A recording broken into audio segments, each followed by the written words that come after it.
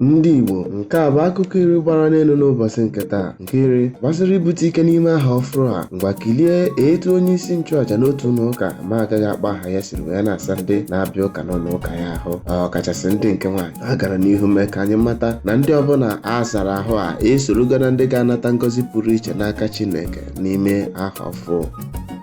Nke itoolu, ndị ntọ awakpogo ịha amụfu nke dị n'Enugu steeti ọzọkwa wee tọrọ nwunye Eugene Edeoga bụ nwanne Enugu State Commissioner for Environment ma na-ekwusio na a ga-enye ha ego ruru 100 million naira tupu nwaanyị a ha tọrọ ga-enwere onwe ya.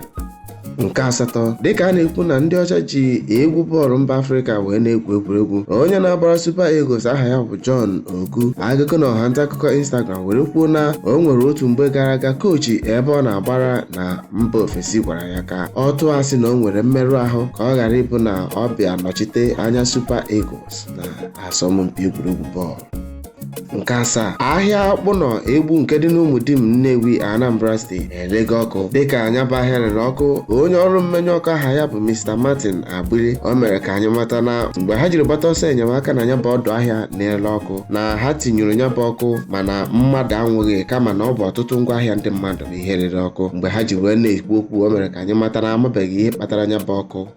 Nke isii, ndị agha ụgbọelu obodo Naijiria ekwuola na ogbunigwe nke aha ha tụrụ bụ nke gburu otu onye bandit nke a maara nke ọma n'ime Zamfara. Dịka ndị otu ya jekwara akwamozu ma nọkọ na-ekwu okwu ya, ha mere ka anyị mata na ha atụkwago ogbunigwe ọzọ nke gburu ọtụtụ ndị bandit n'ime ọhịa dị na Zamfara.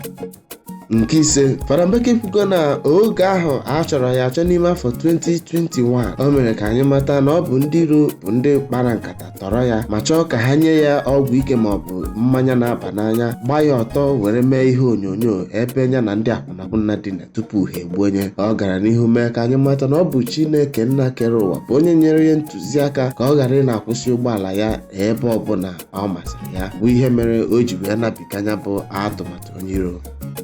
Nke anọ, gbasara ji na aja ndị ọcha ji egwu bọọlụ mba Afrịka were na-agwọ. Ihe gbasara ya bụ bọọlụ, Sebastian Haller ekwugo na ọ họrọ n'obodo ya bụ Ivory Coast ma hapụ otu ahụ ọ na-agbara bụ Ajax dịka otu ya bụ egwuregwu bọọlụ Ajax ka ọ mata na ọ ga-ahọrọ ha nwa bụ Ajax maọbụ họrọ obodo ya dịka ha nwekwaziri asọmpi egwuregwu ndị bụ kpọnchịm na-abịa n'ihu.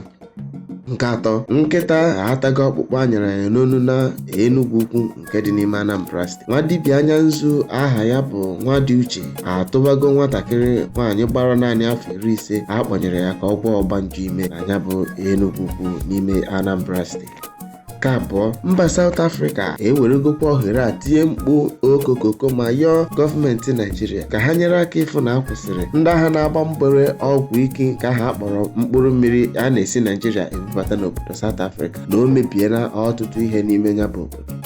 Nke mbụ n'akụkọ iri gbara n'elu, ndị uwe ojii ejidego otu onye ọrụ ha aha ya bụ Ruth maka ka iwere aka nwatakịrị nwaanyị aha ya bụ Miracle wee tinye na mmiri ọkụ gbọrọ agbọ dịka nke eji aṅacha ọkụkọ maka na ya bụ nwatakịrị tara anụ dị n'ite ofe. Ọ bụ nke a mere ndị uwe ojii ibe ya jiri wee kpanwụọ ya ma kwue na a ga-akpọ ya gaa n'ụlọ ikpe maka agwa ọjọọ dị otu a. Igbo ndị ọma na-ege anyị ntị n'onu, ọkwa ebe a ka anyị ga-adọbiri n'akụkọ iri nke gbara n'elu n'ụbọchị nke tata. Chetakwa na ọgụ eju na-ada apụ mme maka na donedo gwuji eji ọdụ erunata na gwupụta ọdụ ji. Ọ bụ iche okwu ka ị na-anụ n'ụbọchị nke taa. Ka emesịa.